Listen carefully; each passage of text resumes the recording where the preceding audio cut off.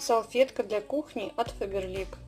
Просто вот очень жирная тарелка. Ну, жир, я думаю, вам здесь виден. Она просто влажная, без никакого дополнительного средства. Видите, вот только вода. Вытираю. Вытерла. И слышно? Вода и больше ничего.